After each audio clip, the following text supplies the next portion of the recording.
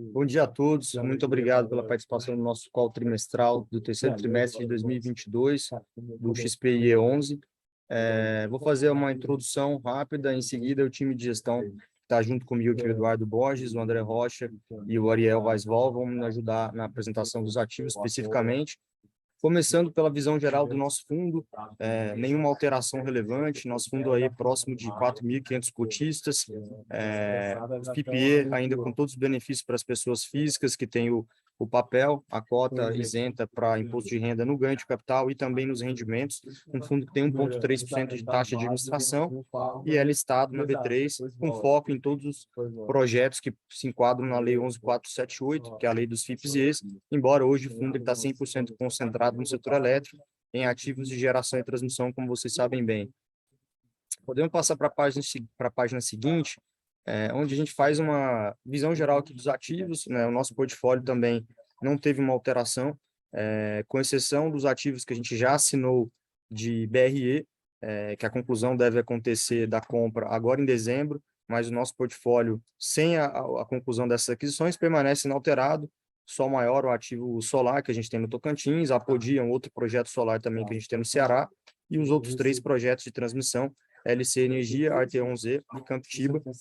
Nosso portfólio hoje, vale ressaltar, ele é um portfólio 100% operacional. A gente só coloca aqui o status de parcialmente operacional nas linhas da LC Energia por um projeto que a gente está tendo agora de reforço, que foi demandado pela ANEEL, mas as nossas 3 SPEs originalmente investidas, elas já se encontram operacionais desde o início desse semestre, e aí a gente só tem essa obra, mais uma vez, de reforço, que é uma obra de expansão, que com isso a gente também vai ter um aumento na nossa receita anual permitida, mas o nosso fundo encontra-se, então, operacional. A gente parte agora para detalhar um pouquinho mais os acontecimentos, né, e sensibilidade do semestre. Podemos passar para a próxima página. Aqui a gente faz aquela análise de sensibilidade tradicional. Recentemente a gente teve uma volatilidade maior na cota do fundo, ela estava mais próxima de 80, logo após o segundo turno, com a questão aí de PEC, né, de transição. A gente teve uma abertura das NTNBs de longo prazo. Com isso, nosso fundo ele é impactado, né, porque o benchmark que a gente sempre coloca para precificar esses ativos de infraestrutura de longo prazo, com a abertura da B, a cota do fundo caiu, está mais próximo hoje de 75. A gente coloca esse range aqui de preços de cota justamente para mostrar, né, desde o preço mais baixo até mais próximo aqui do valor patrimonial, que é um valor aí próximo de R$100, né, 99,42. E a gente coloca aqui também, né, o que é a taxa interna de retorno líquida do fundo, mediante, né, a cota patrimonial, e também ao valor aqui de 75, que é por volta de IPCA mais 12,2, né? Lembrando que o fundo ele realiza os pagamentos de rendimentos trimestrais. Agora, no final do ano, a gente acredita num pagamento aí anunciado em dezembro e realizado em janeiro. Como a gente sempre vem sinalizando para vocês, ao longo desse ano foi assim que aconteceu, né? Em março, junho e setembro. Recentemente, a gente anunciou em setembro e pagou o rendimento em outubro. A gente continua com o nosso guidance aqui de R$12 por cota, ou seja, no final do ano a gente deve ter alguma coisa próxima de 2,62, 2,63 por cota, que no momento adequado a gente vai anunciar para vocês. Vou passar rapidamente aqui pelo último slide, onde a gente traz os principais acontecimentos do trimestre e alguns eventos subsequentes. Eu acabei de comentar sobre a distribuição de rendimentos que a gente teve o anúncio em setembro e o pagamento no dia 10 do 10, no dia 10 de outubro, foi equivalente a R$11.840.000, ou 2,63 por cota, totalizando até o momento, esse ano, R$9,40. Por isso que eu sinalizei alguma coisa aí próximo de 2,60 por cota, né? A gente vai atingir com esse número de 2,60 em dezembro, os R$12, que é o guidance que a gente tem para esse ano. Lembrando que esse guidance ele foi revisado no início do ano, com a venda, né, das debêntures que a gente tinha da Atom, o pré-pagamento que a gente recebeu, e com isso a gente conseguiu fazer um rendimento extraordinário. No início do ano a gente sinalizava algo como 10,50 e a gente conseguiu então fazer, com esse pagamento extraordinário, o nosso rendimento atingir R$12 por cota. A gente já mencionou também, num evento subsequente no call trimestral passado, o seguro de Sol Maior, ele foi parcialmente recebido, um total de 3,5 milhões, foi reembolsado pela seguradora, de um total que a gente teve de pleito de quase 11 milhões, de 10.700.000. A gente tem feito aí, o André vai atualizar um pouco mais adiante, um trabalho bem em cima, né, da seguradora para receber o remanescente.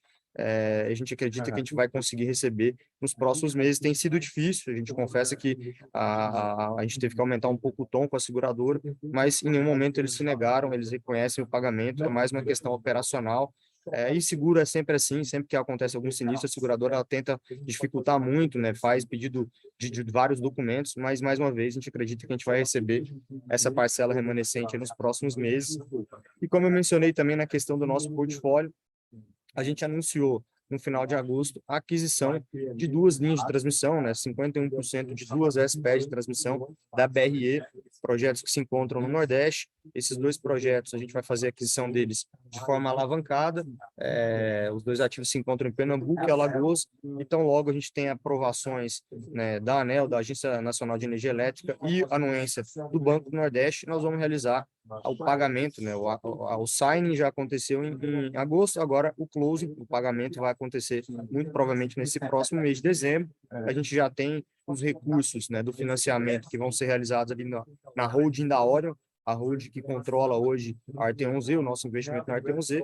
Então, a gente vai fazer uma alavancagem financeira por volta de IPCA mais 9,5%, para comprar esse ativo, que a gente tem ali uma taxa de retorno por volta também de IPCA mais 9,5%, e com isso a gente consegue realizar, até no último call eu tinha sinalizado que seria alguma dívida CDI+, se a gente conseguiu negociar essa dívida agora por IPCA+. E com isso, eu acho que eu conto aqui para vocês um pouco dos principais acontecimentos do trimestre, alguns eventos subsequentes. Vou passar a palavra agora para o time de gestão, para o André Rocha e para o Eduardo Borges, que vão falar dos ativos do portfólio, e o Ariel, que também está aqui com a gente, pode ir complementando. Enquanto isso, eu vou olhando os Q&As. Mais uma vez, pessoal, obrigado pela participação. André, pode continuar aqui com o Sol Maior, por favor. Obrigado. Obrigado, Túlio. Pessoal, passando aqui para a Sol Maior, uma atualização. Então, a gente recebeu, né, em outubro, 3,5 milhões aqui de adiantamento da seguradora. O nosso pleito total é de 10 milhões e 700, representa aproximadamente 33% do valor total pleiteado. E dando uma atualização aqui do ativo em si, o ativo ele se encontra em operação, então operação plena, mas como vocês podem ver, acho que até passando uma página aqui, por favor, Thiago, até em relação a uma das perguntas que o Tarcísio fez, que o ativo tem gerado aqui menos, enfim, tem gerado menos do que o esperado, né? Então, tem gerado ali por volta de 80%, 85%. Isso se deve aqui à fase inicial de comissionamento, e só para relembrar, como o ativo é muito pequeno, a gente contratou aqui a ES Solar, que é uma EPCista do Espírito Santo, para refazer aqui, para reconstruir a planta, e devido aqui a mudanças específicas do projeto mesmo, então projeto executivo, outro tipo de módulo, isso porque a planta foi inicialmente construída em 2019 e o tipo de material que foi utilizado naquela época não existe mais. Então, hoje a planta ela foi reconstruída, mas ela conta aqui com trackers e módulos diferentes. Então, a gente tem todo um trabalho aqui de equalização da planta. A gente espera que ao longo dos próximos meses essa geração encoste sim nessa linha de expectativa. E até respondendo uma pergunta aqui, já adiantando, em relação à penalidade. A penalidade aqui, ela cumpre aqui o contrato de energia de reserva, né, o CER. Então, a expectativa de geração de 100%. Se gerar entre 90% e 100%, há uma penalidade de 6% sobre o que não foi entregue. Abaixo de 90%, há uma penalidade de 15%. Então, a gente tem gerado aqui no range de 80% a 85%, então a gente incorre aqui sim numa penalidade, mas essa penalidade ela só é calculada daqui 12 meses. Isso aqui também, de novo, vis-à-vis o contrato de energia de reserva, o CER. Eu acho que a gente pode passar aqui para o próximo ativo, Thiago. Passo a palavra aqui para o Eduardo. Obrigado, André. Bom dia a todos. Aqui a Arte11Z é uma transmissora que a gente tem, está 100% operacional. Um investimento que a gente fez aqui em 2 etapas, na verdade, né? A gente começou com uma debênture conversível, foi desembolsada em 2019, em 2020, e a gente comprou o controle da companhia de 2020 para 2021. Hoje a gente já teve a segunda conversão da debênture, então a nossa participação na empresa se dá 100% por meio de ações ordinárias, que perfazem aí 76% do capital social. A gente está falando aqui de 5 subestações, 100% operacionais, com uma receita anual permitida ali atualizada na ordem dos 45 milhões, já no ciclo 2022-2023, concessões ali que vencem no ano de 2047. Tá? Aqui a gente tem uma holding que tem 3 SPs, 100% detidas por ela, estão rodando normalmente, os índices de disponibilidade super satisfatórios, e hoje a gente está bastante focado aqui em ganhos de eficiência, tanto operacional quanto financeira. Os empréstimos de longo prazo já estão 100% desembolsados, então, no momento aqui, o foco da empresa é reduzir custo de cartas-fiança, a gente conseguir substituir as garantias, que é um rito normal de financiamento de projeto, né? Uma vez que você tem a redução do risco com a entrada em operação total, é relativamente comum você conseguir a substituição de garantia de fiança bancária por garantia do projeto. É uma frente que a gente está atacando bastante para ter uma economia relevante de caixa por ano aqui nas empresas, além também de ganhos operacionais aqui, seja no centro de serviços compartilhados, seja em centro de operações também compartilhado, estão sendo estruturados aqui para essa empresa e para outras do grupo, né? Focando aqui no aumento de margem conjunto. Acho que como principais atualizações da Arteon são esses pontos aqui. Acho que pode passar, Thiago, por favor.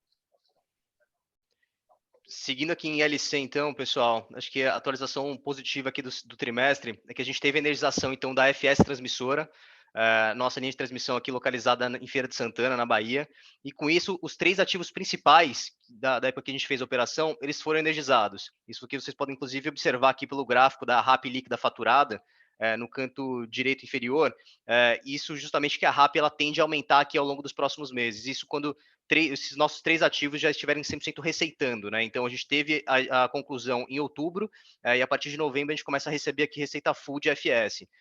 E a gente coloca aqui como ativo ainda parcialmente operacional, justamente porque Simões Transmissora, é o nosso ativo localizado no Piauí, ele teve um reforço, né? Então é um ativo que ele teve uma obra adicional aqui, que inclusive a gente já está em fase final aqui de conclusão, e a nossa expectativa é que ela seja concluída no primeiro trimestre do ano que vem, e ele compõe aqui por volta de 7 milhões de reais de RAP.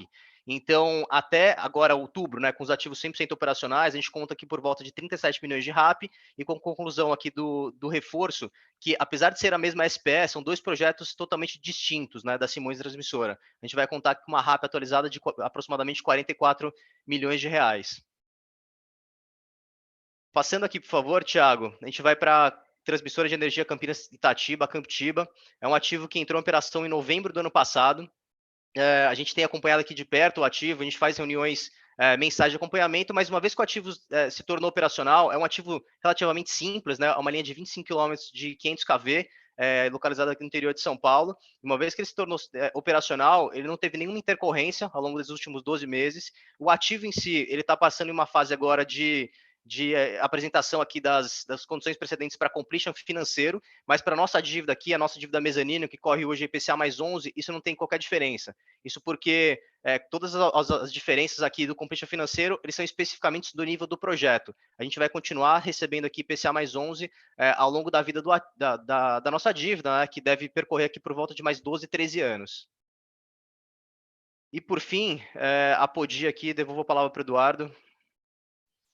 Sobre a Apodi é um complexo solar de 162 megapico, dos quais a gente tem indiretamente 10%.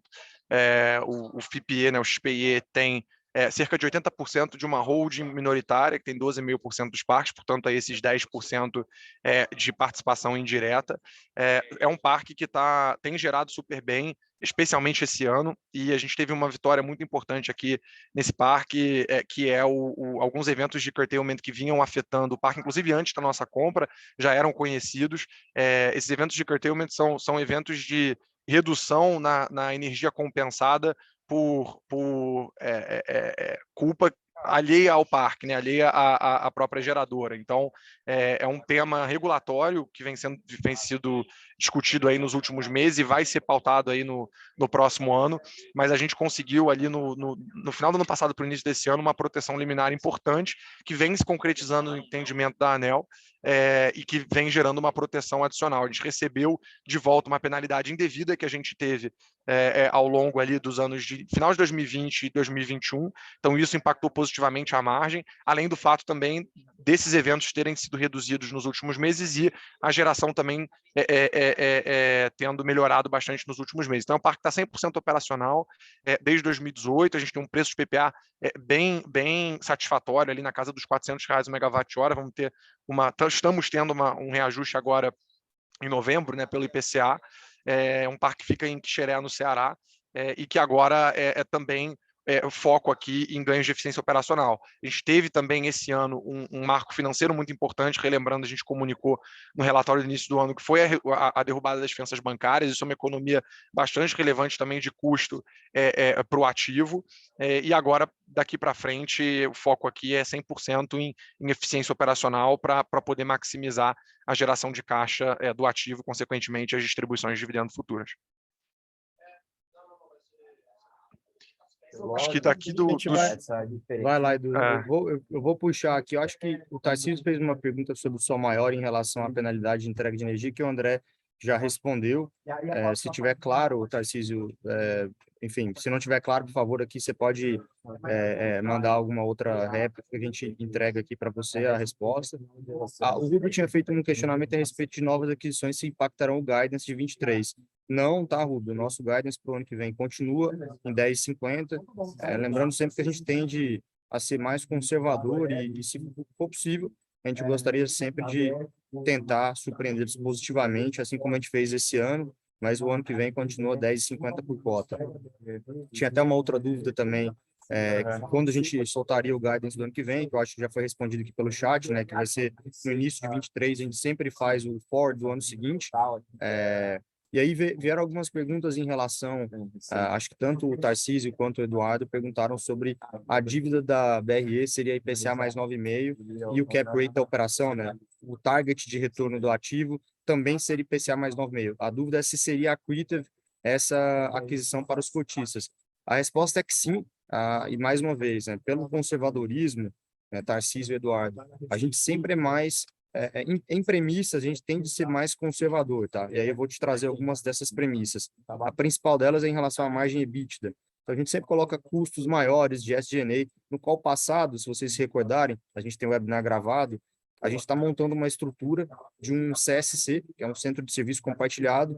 Então, a tendência é que BRE e os demais ativos eles tenham retornos mais altos do que o ativo que hoje, do retorno-alvo que a gente tem hoje projetado, tá? Do IPCA mais 9,5. A dúvida de vocês, ela é legítima. Se você compra um ativo a 9,5 e financia a 9,5, é óbvio que ele não vai gerar nenhum tipo de valor. Mas no nosso caso, não. A gente acredita que a gente vai conseguir ter essa geração de valor pelo fato de a gente conseguir consolidar o SG&A desses ativos de transmissão que a gente vai colocar todos dentro da Orion, tá? Então, eu mencionei até o nome do Paulo Garcia, que é a pessoa responsável por fazer essa integração entre as empresas. A gente está agora contratando sistema, RP, a gente vai fazer, então, uma companhia que tem um único centro de contabilidade, financeiro, controladoria, contas a pagar e receber, ao invés de a gente ter isso em 3, 4 ativos, a gente vai ter isso concentrado de novo. Não é muito material como uma empresa de varejo, né? A empresa de transmissão já tem margens muito altas, mas qualquer 2 milhões de reais que a gente consiga ter de savings ao ano, juntando todas as companhias, isso de fato vai ser accretive e por isso o nosso retorno tende a ser mais alto do que o 9,5 e, portanto, o IPCA mais 9,5 de financiamento vai sim gerar valor para vocês, tá, Tarcísio? Foi uma conta que a gente se preocupou em fazer, e Tarcísio e Eduardo.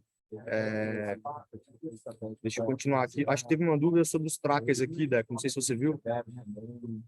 Acabei de ver aqui, Túlio. E depois uma outra também de pele negativa, só maior. Acho que essa aqui você pode pegar. Tá bom. Vamos lá, então, para só maior. Em relação a qual a expectativa de saneamento dos problemas com travamento dos trackers de som maior e regularizar a geração de energia.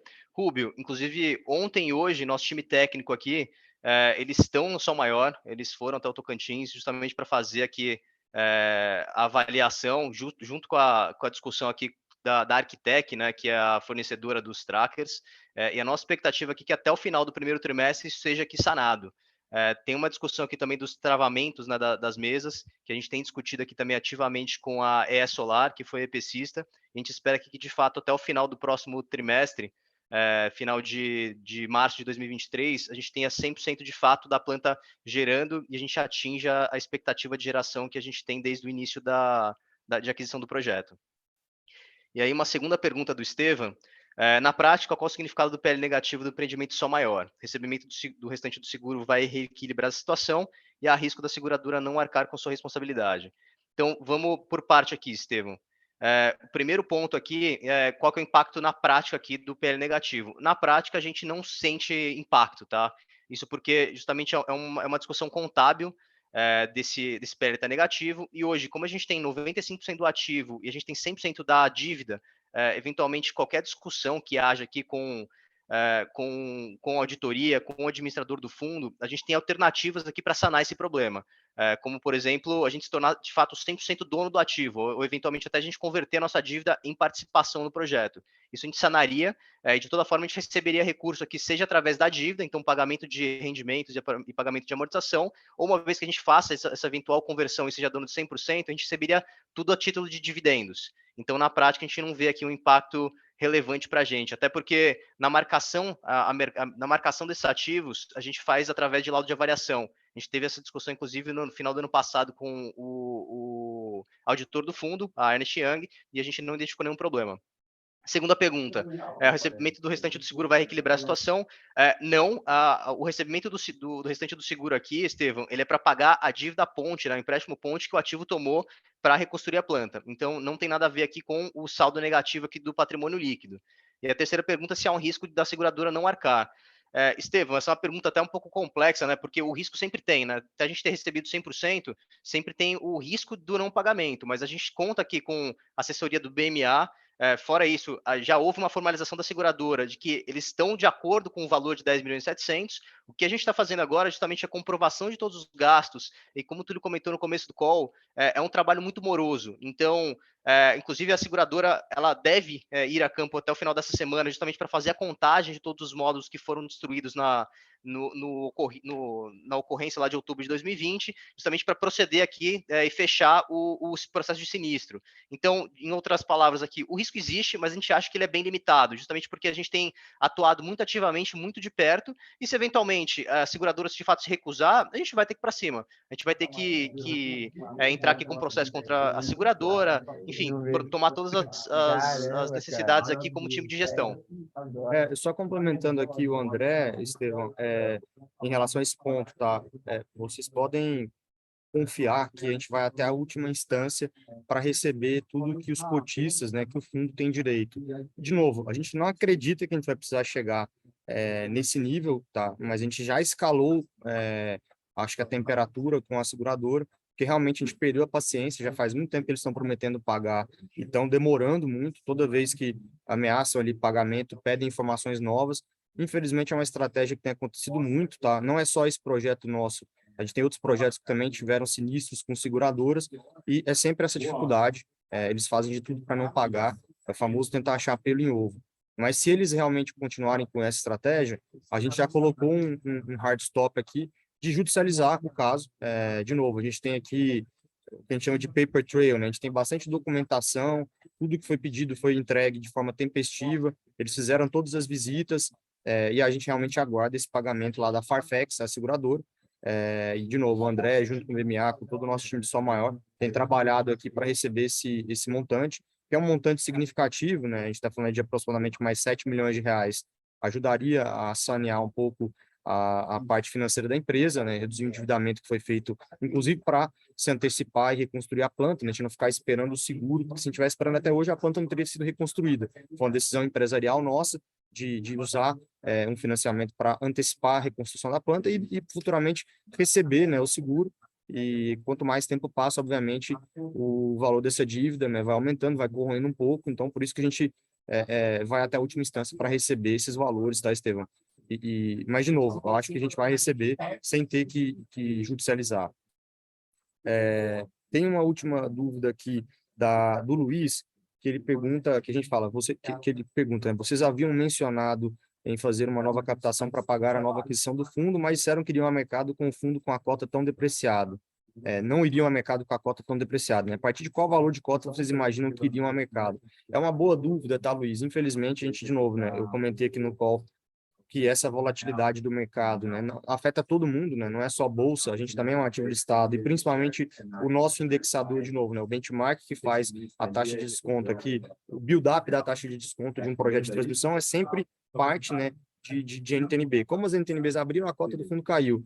que é, te respondendo diretamente, né? Uma cota que a gente acredita aí ser entre 80 e 90 reais, que é um valor que a gente coloca até na sensibilidade, se você observar, Luiz. É mais próximo ali do IPCA mais 9,5, né, que a gente tem dado, né? Como a gente acha que o valor aqui é um pouco maior das aquisições, né, mais que 9,5, alguma coisa entre aqui uns 85, 90 reais, a gente deveria voltar ao mercado. De novo, nós não temos nenhuma pressão, é uma dívida que a gente colocou aqui 2 anos de prazo para ela ser repaga, então a gente tem uma janela de 2 anos. Lembrando que a última oferta que a gente fez esse fundo foi em setembro de 2020, no primeiro ano ali da pandemia, e houve sempre esse compromisso com vocês de que nós não destruiríamos valor para os investidores. A gente tem visto algumas oportunidades de mercado, como essa de BRE, foi uma aquisição totalmente oportunística, que em algum momento a gente acredita que linhas de transmissão vão ter retornos aí mais próximos do que foi no passado, né? Mais próximo de um IPCA mais 8, 8,5, ou até mesmo a gente sempre tem a prerrogativa de vender ativos do nosso portfólio. Não é o nosso interesse,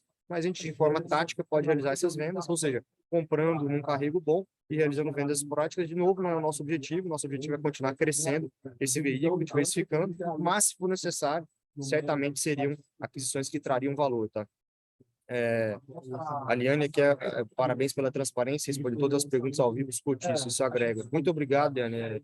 Podem contar com a gente aqui para a transparência. Tarcísio, ele traz sobre sua maior. A diferença na geração após a reconstrução da planta continua sendo coberta pela seguradora? Em outras palavras, o valor das receitas recebido pela seguradora já foi fechado 10.700 ou ainda está crescendo mês a mês? Vou te adiantar, tá, Tarcísio? Não, né? O valor aqui da reconstrução depois, né, da geração não está coberta pela seguradora. André, se você quiser complementar minha dúvida, era em relação aos lucros cessantes do período em que a planta não tinha sido reconstruída, tá, Tarcísio? Eu não sei se é essa a sua dúvida, mas é em relação ao CAPEX e lucros cessantes daquele momento. Mas, André, se quiser complementar aqui um pouco sobre a pólice, né? Não, é exatamente isso, Túlio. Então, em relação aos 10.700 aqui, Tarcísio, a gente fala dos danos aqui, né, da nossa apólice em relação a danos materiais. Isso aqui já foi fechado justamente porque a gente tem todas as notas fiscais comprovando aqui que a gente de fato gastou esse recurso para reconstruir a planta. Em relação a esses danos, justamente pelo que o Túlio colocou, a nossa apólice de lucros cessantes, ela é válida até o momento da conclusão aqui da reconstrução da planta. Então, essa diferença que hoje a gente vive da expectativa para a geração efetiva, ela já é um ônus aqui do próprio ativo. E justamente por isso a gente tem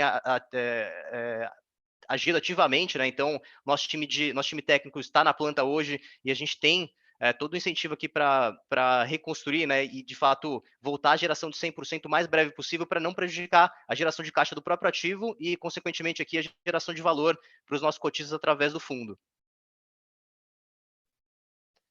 Espero que tenha respondido sua pergunta, Tarcísio. Se não, por favor, faça uma réplica aqui, a gente responde ao vivo também.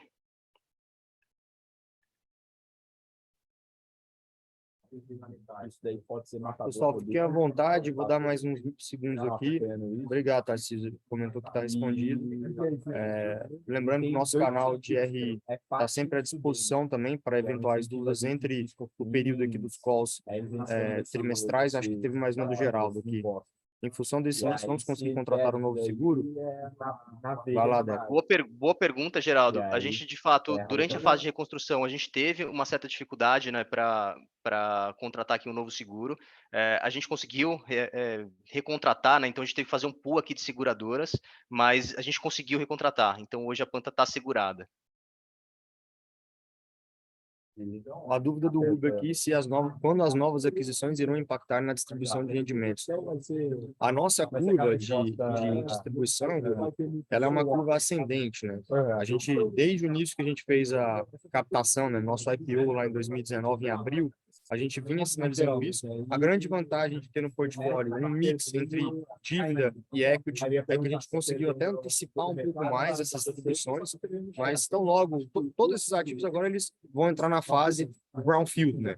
Com exceção, de novo, lá do parcialmente operacional, que a gente chama as linhas da LC, os projetos agora eles começam a desalavancagem, então eles começam a pagar a dívida que ela é sênior ao equity, né, dos investimentos, e aí no terceiro, quarto, quinto ano, esses rendimentos começam a ter um ramp-up mais agressivo, tá? Mas a gente continua sinalizando que esse rendimento ele deve crescer de forma gradativa, então a gente tem ali os 10,50 para 2023, acreditamos aí depois que a gente fechar a modelagem para 24, sempre sujeito a alguns ajustes finos, tá, Rubem? Por questões macro, né? Porque o fundo tem ativos a IPCA+, alguns ativos a CDI+, então esses impactos macroeconômicos que eles impactam na distribuição dos rendimentos também, e tem a questão também de quando as dívidas são convertidas, no caso de RT1, o Edu comentou, a dívida agora foi totalmente convertida em equity, mas a gente tem essa expectativa que os rendimentos em 24, 25 e 26 vão tendo um aumento gradativo. Então, logo a gente tem a conclusão aqui de 24, a gente vai sinalizar para vocês, mas com certeza lá pelo quinto, sexto, sétimo ano, esses rendimentos vão estar bem mais agressivos e altos do que o atual, por conta dessa questão de desalavancagem, que todo projeto de infraestrutura, uma vez que ele passa a ser operacional, ele passa a ser operacional mais alavancado, que é a estrutura de capital de todo ativo de transmissão, geração de infraestrutura em geral, tá? Mas no impacto de médio e longo prazo, essas aquisições vão gerar bastante valor nos rendimentos, tá, Rubem? Acho que só pegando a pergunta aqui também do Geraldo, Túlio, se o custo da nova contratação foi em linha com o budget, e foi sim, Geraldo. A gente fez a contratação aqui, utilizando aqui o budget que a gente esperava, que estava no nosso projeto, no nosso business plan, né, anual. Uma pergunta do Luiz em relação ao centro de custos, né? Como é que está o impacto dessa redução de custos esperado aí, milhões de reais por ano? Esse ganho de eficiência já está incluso no cálculo da ativo projetado por você, que você divulga? Ótima pergunta, tá, Luiz? A gente contratou, né, o Paulo Garcia, a gente agora está contratando mais uma pessoa para a nossa área de contabilidade, controladoria. A gente já tem também um executivo na RT11, que é o Alejandro, que vai ser utilizado até para ser o CFO dessa estratégia em conjunto. Então, a gente já tem hoje um escritório, nós já temos as pessoas contratadas, tem mais uma pessoa também, que é o Raposo, que está sendo contratado para a área técnica de engenharia. Então, uma empresa que a gente imagina aí, no máximo, entre 5 a 7 funcionários, essa holding, vamos dizer assim, para você ter grande ordem de grandeza, tá, Luiz? Cada uma dessas SPS hoje, não das SPS, desculpa, cada uma dessas empresas tinha um SG&A por volta de 300 mil reais por mês, tá? Então, a LC tinha uns 300 mil reais por mês, a RT1 também, grandes números, tá? Mas óbvio que tem algumas variações. No caso de RT1 e de LC, são bons exemplos porque elas têm exatamente 3 projetos e RAPs, né? As receitas anuais permitidas muito próximas, né? Muito em linha, são por volta de 45 mil reais por ano. Então, são duas empresas que tinham um overlap importante entre SG&A. Então, se você colocar ali os 3 milhões de reais por ano por cada uma das empresas, a gente está falando de 3 milhões e 600 por ano. É claro que a gente não vai conseguir reduzir 100%, né, em uma delas, a gente ainda vai conseguir continuar tendo alguns custos administrativos e operacionais,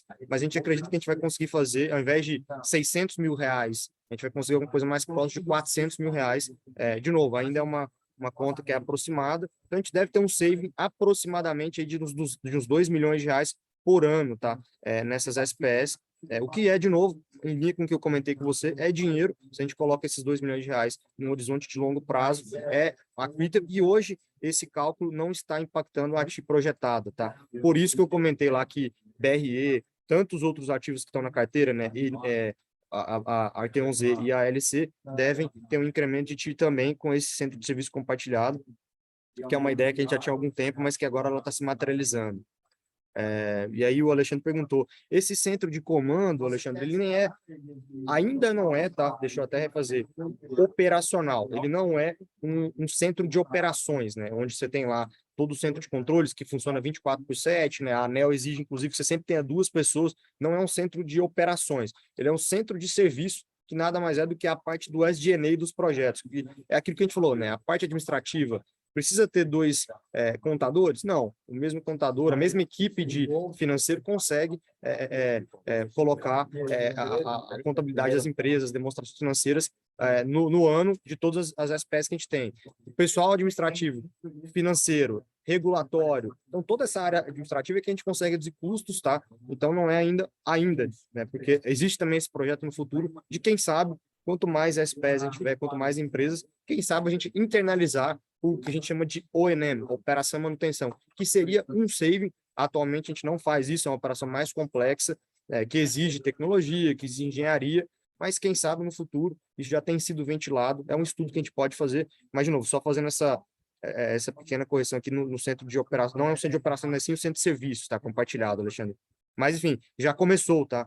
O Paulo Garcia já contratou, de novo, uma pessoa de contabilidade, já contratou um engenheiro. De novo, é uma equipe ali de 4, 5 pessoas, e com isso a gente vai conseguir reduzir o SG&A das outras SPS, tá?